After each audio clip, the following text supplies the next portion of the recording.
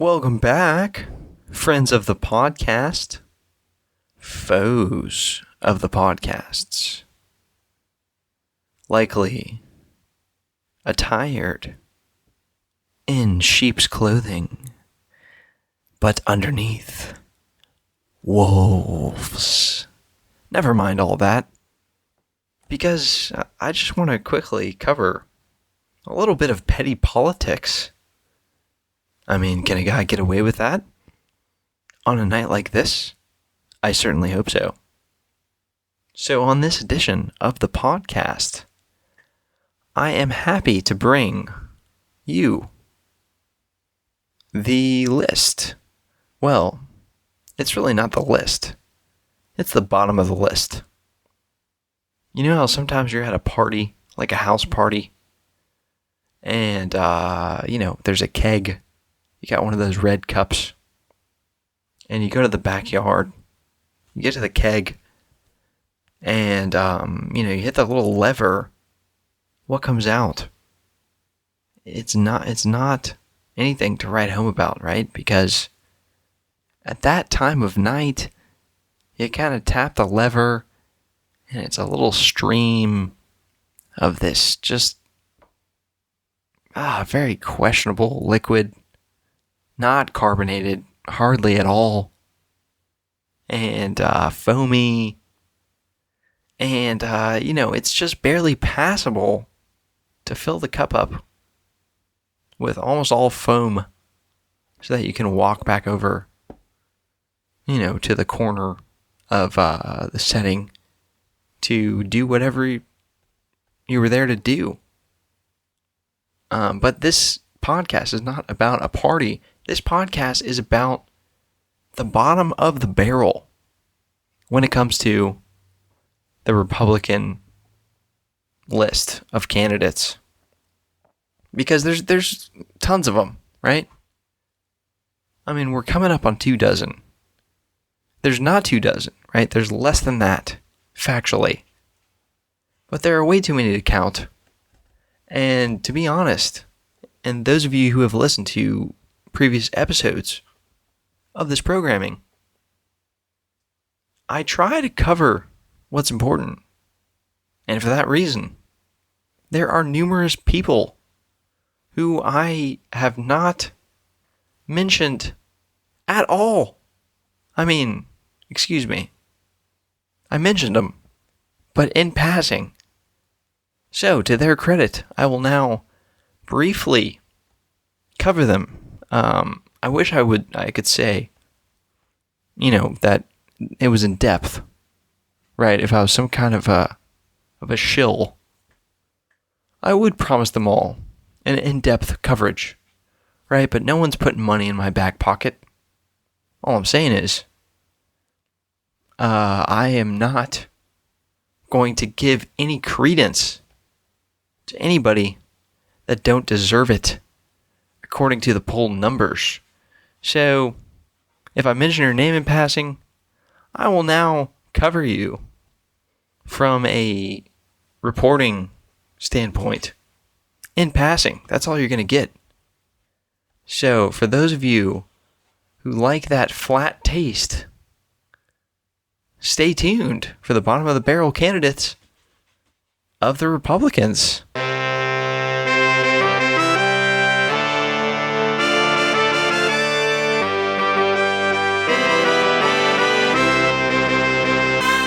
All right, so is everybody ready to hear about the slackers in the bunch on the Republican side of things? Regarding the Democrats, it would be pointless to call anybody a slacker who's going up against Hillary Clinton. Because in my point of view, you're a gosh darn hero for doing that. Because you're a dead man. And I would say dead man / woman. But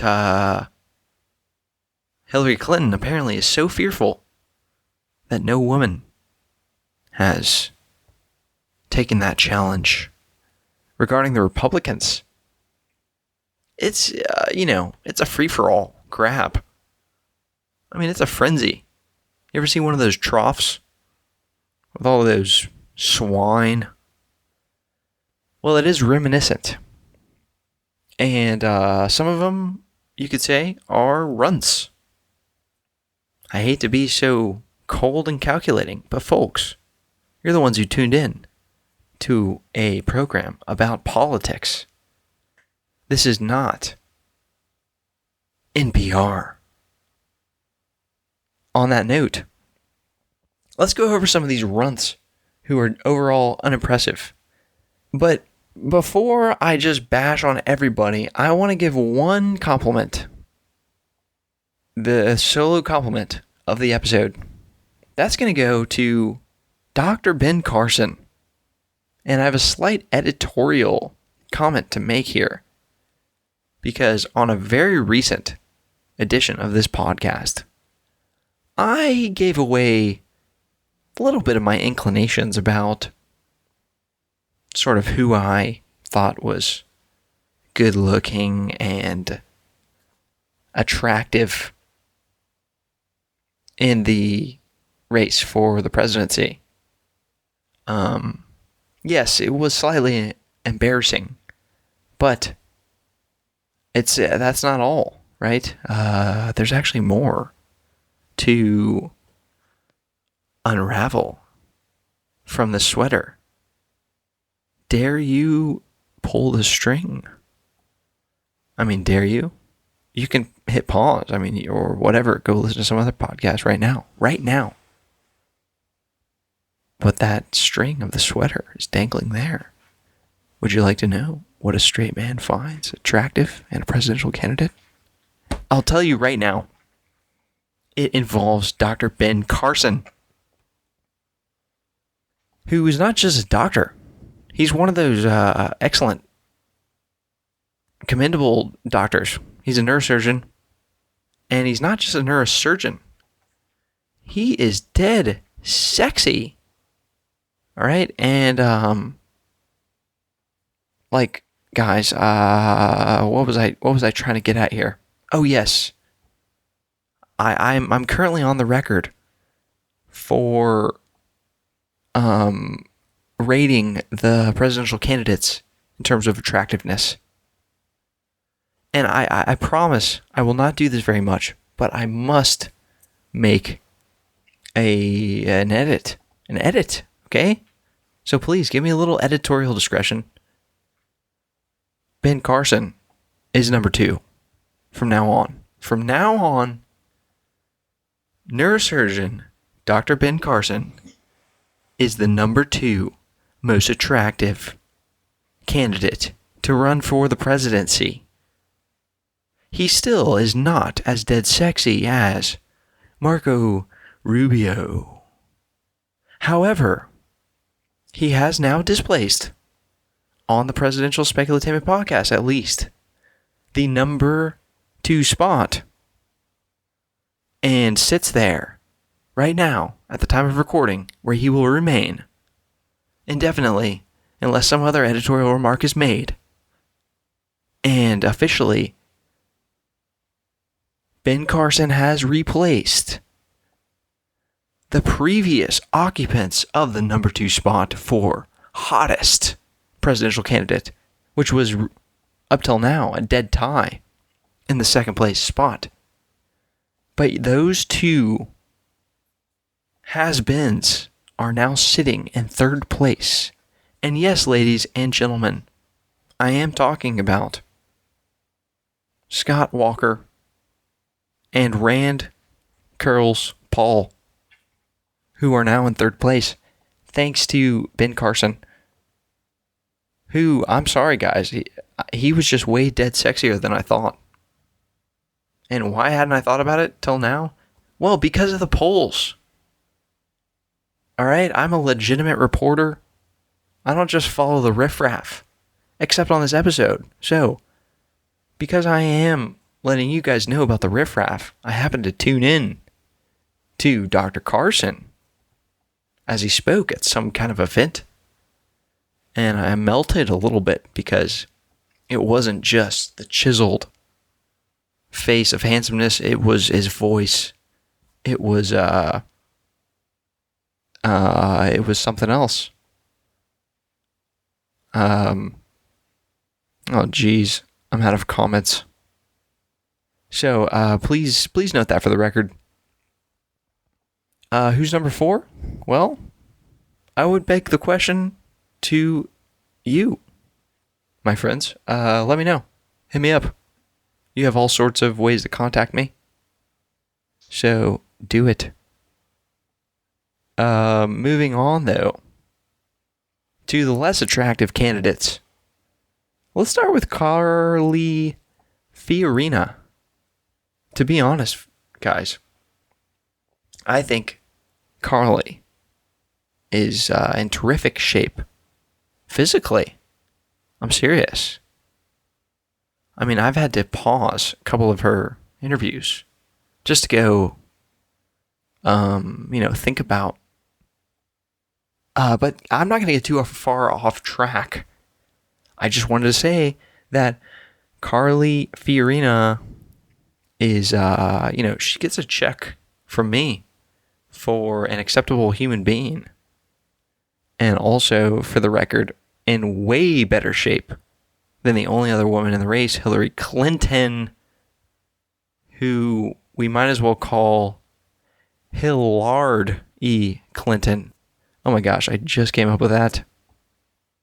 But just to give you a little more factual relevancy, Miss Fiorina is polling at 1%, according to the latest poll that I'm looking at here, which is a combination poll from CNN, all right, some BS media company, plus the ORC, which stands for Opinion Research Corporation. All right, yeah, they sound trustworthy. Okay, so according to them, Miss Fiorina is polling at 1%, which is why she's at the bottom of the barrel. By the way, Dr. Ben Carson, sexiest man, not only of the episode, but of the entire program, barring Marco Rubio. He's polling at 4%, okay?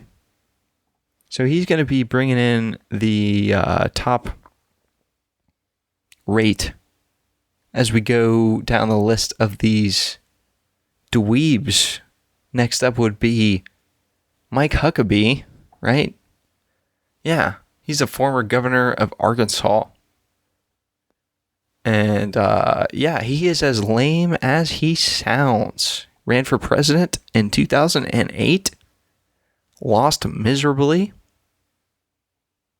In September 2008, he signed some kind of a contract with Fox for a new program called Huckabee. And God knows how much they paid some group of staff writers to come up with that title. That program ran until 2015, January. I wonder what was going on then in the old Huckabee camp. I'll tell you another little clue there. Huckabee had another show arrangement with ABC, right? So he's in bed with the conservative media. He's in bed with the liberal media. He is in bed with everybody who pays cash. And with ABC, he got a little deal going on. Starting in 2009, January, with the title The Huckabee Report. So I think they worked a little bit longer on that title.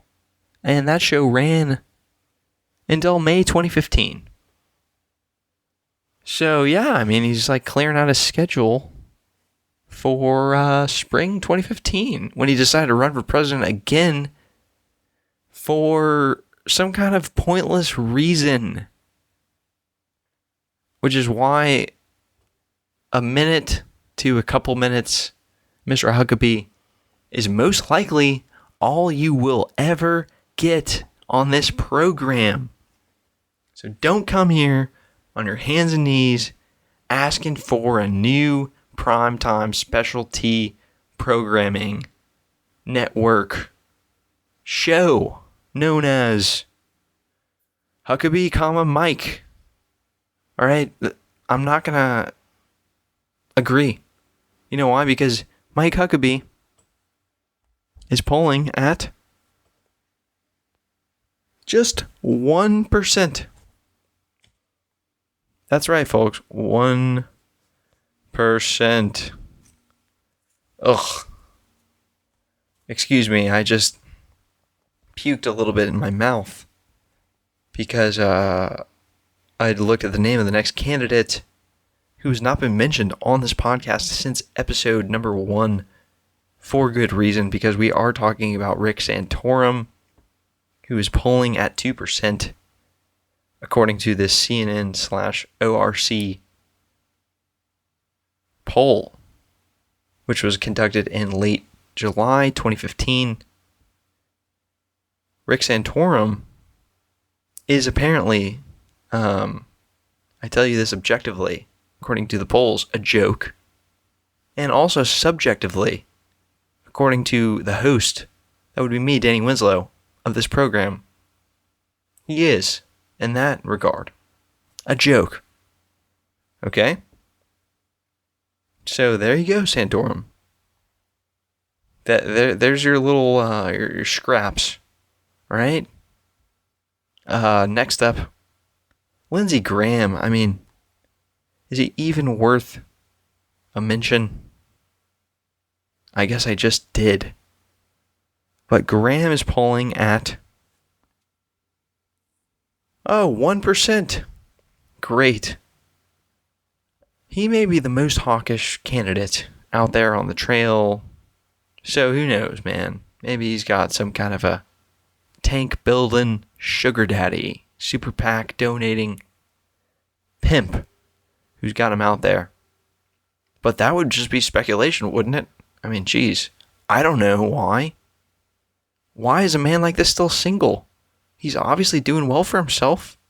Ladies, have you not got the memo about Lindsey Graham's stature? This is a presidential candidate, right? And he's very sweet and sensitive. I would definitely try and at least go out for some nice sushi and maybe sign an arms deal all at the same time. All right, we've got George Pataki polling at 1% in the CNN/ORC poll. And really, that's all you're going to get, George Pataki. Just me saying your name and the fact that 1% of, this poll is even mentioning you. I mean, I think that Pataki is spoiled with that measly 1%. So just please, I mean, count your blessings. Count your blessings, because that 1%,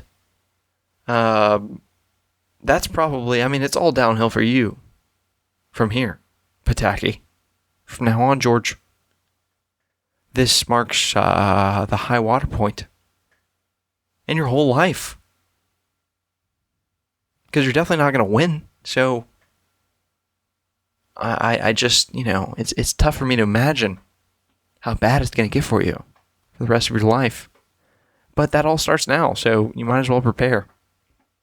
Okay, lastly, we have a very recent candidate to enter the contest, John Kasich. He is the Ohio governor, former congressman.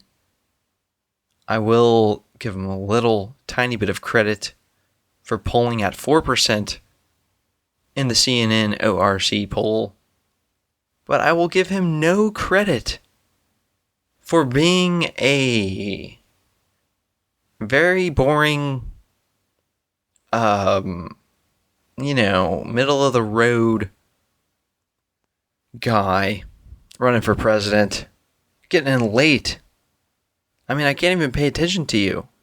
John. Your name's John. For goodness sakes. Give me a reason why I should, think you'll be distinguished from the other candidates. I have not even given a proper look at John Kasich, or many of the other candidates I just mentioned, for that matter. But in that case, it's like you're getting in late. You sound like a career politician. You look like a typical boring white guy. And I've seen this movie before a few times. So, please, Kasich, it's all on you now. And as far as these other candidates go, God help you and Godspeed, because you will need it. I can tell you that. I'm doing all right, though, guys. Luckily, I'm not trying to desperately claw up the ladder of some kind of crazy political representative democratic contest in the 21st century. Like some of these just very...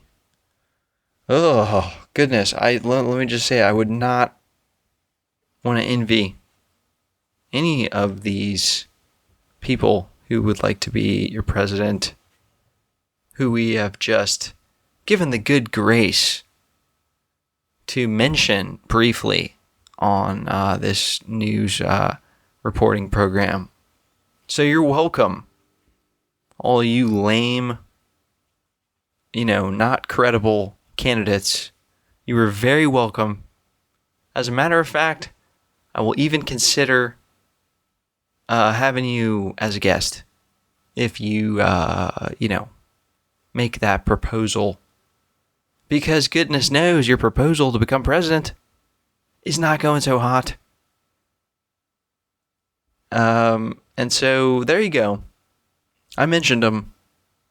And be sure to tune in to this program when I will be mentioning, those more important names in the business of politics here in the United States of America, which will soon be crowning its next leader of the free world, otherwise known as president, in November 2016. But up till then, there's only one place to find all the coverage relating to and possibly straying away from these sorts of matters. It's Presidential Speculatainment. And I hope to see you back on the next edition.